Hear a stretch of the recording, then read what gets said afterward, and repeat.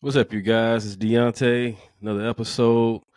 This was about the Campbell Soup situation. They said the meat supposed to be bogus. I'm not for sure. Do more research on it. Most of all, pray with your food. Pray with your food, because ain't no telling what people are doing. I seen one video where a lady doing witchcraft over here, like a spell or something over the meat, whatever, with a little chime or charm or something. It's just crazy, y'all. Pray with your food, but let's get into it. The Campbell Soup Company has placed an executive on leave over claims that he made racist comments and mocked the company's products and its customers. Former Campbell's employee Robert Garza filed a lawsuit naming Martin Bally the company's vice president of information technology. The lawsuit claims that Garza recorded Bally saying in a meeting last year that Campbell's is highly processed food and that it was for, quote, poor people. Garza also claims that Bally called Indian workers idiots. Wow. In the lawsuit, Garza says that he was fired after reporting the comments to Campbell's Human Resources Department. Campbell's released a statement saying that it would be unacceptable if Bally did, in fact, make those comments on that audio recording. The company went on to say that it's proud of the food and the people who make it. All right, we want to bring back in our chief legal analyst, Khalif Rhodes. Now, before he was terminated, he brought his concerns to a manager who said, I wouldn't bring these to HR, but then didn't give him any advice on how to continue. Khalif, as an attorney, what do you think of how this is all playing out? And then terminate him as well. Let's add that point. So, this is playing out well in this man's favor. The audio is not good. I mean, when you hear it, it's everything is that Campbell Soup doesn't want to have out there. And so their response is PR 101. Obviously, we don't condone the comments, but we stand behind our product. In the audio, he's saying that it's 3D printed chicken.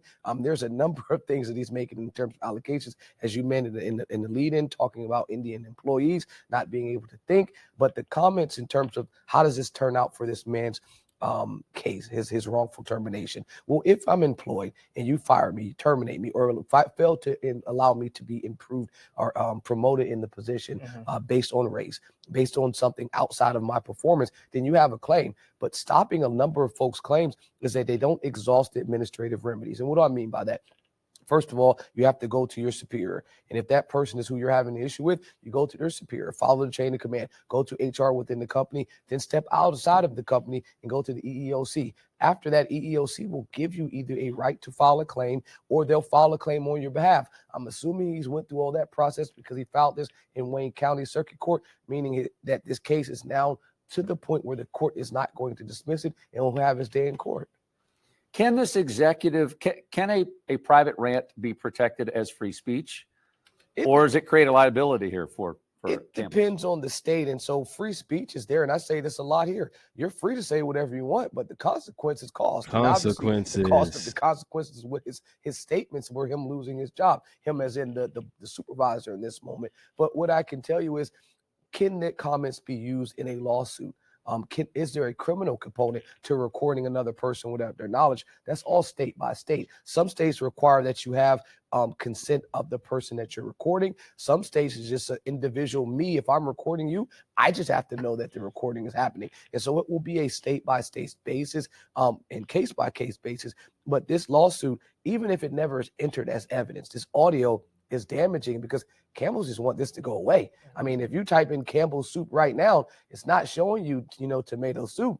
You're going to see the audio link to listen to this man do a rant about their product. And so if I'm in there and we're talking about mitigating a lawsuit, we want this to go away yesterday, not today. Yeah, and to your point with that, we talk about David and Goliath. Obviously, this is one man who's taking on Campbell Soup, which is so recognizable. If you're the company, are you just going to settle this one, even if there's that recording element to it too? Are you going to fight it? I often say that if you're trying to prove a case, you're going to need the receipts. Well, for now, because it's Thanksgiving, you're going to need the recipe. And the recipe to be successful in a lawsuit is good facts and a good timing and something that's outside of the court, but in the court of public opinion. He's checking all three boxes right now. So even if the meat of his wrongful termination is not there, even if his case and his employee history showed that he was terrible, I'm settling this tomorrow. We walk in the office. We're trying to get this done before Thanksgiving. That's how quick we want this to go away. All right, again, our chief legal analyst, Khalif Rhodes, weighing in on that for us. Khalif, thank you. Queen City News. Yeah, you guys wanted to share that with you. You know what I'm saying? Some update, what's going on. That's crazy, man. Once again, pray about food. Thanksgiving is tomorrow. Pray about food. Love each other.